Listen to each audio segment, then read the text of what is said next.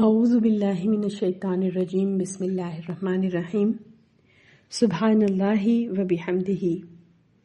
تمام مخلوق کے رزق کی کنجی بھی یہی کلمہ ہے۔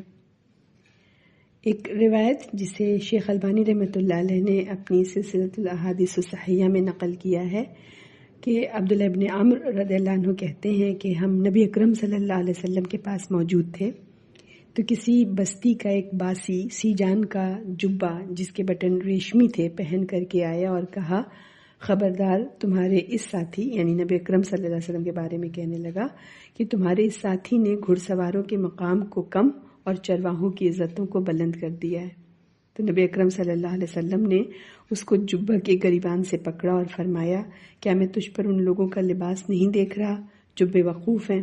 پھر فرمایا، جب اللہ تعالیٰ کے نبی نوح علیہ السلام کی وفات کا وقت آن پہنچا تو انہوں نے اپنے بیٹے سے کہا، میں تیرے سامنے ایک وصیت بیان کرتا ہوں، میں تجھے 2 چیزوں کا حکم دیتا ہوں اور 2 چیزوں سے منع کرتا ہوں۔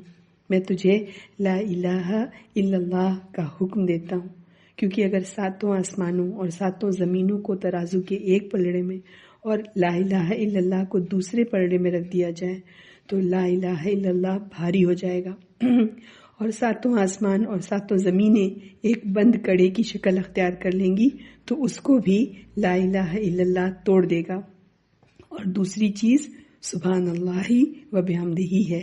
یہ کلمات ہر چیز کی نماز ہے اور انہی کے ذریعے مخلوق کو رزق دیا جاتا ہے، اور میں تجھے شرک اور تکبر سے منع کرتا ہوں۔ تو عبداللہ ابن عمرو رضی اللہ عنہ کہتے ہیں کہ میں نے کہا یا کسی اور نے کہا کہ اللہ کے رسول، ہم شرک کو تو پہچانتے ہیں، تکبر کسے کہتے ہیں؟ کیا تکبر یہ ہے کہ آدمی کے جوتے اور ان کے تسمے اچھے ہوں؟ تو نبی اکرم صلی اللہ علیہ وسلم نے فرمایا، نہیں۔ کسی نے کہا تو کیا تکبر یہ ہے کہ آدمی کے دوست اور یار ہوں جو اس کے پاس بیٹھتے ہوں؟ تو نبی اکرم صلی اللہ علیہ وسلم نے فرمایا، نہیں۔ پھر کسی نے کہا، اللہ کے رسول تو پھر تکبر ہے کیا؟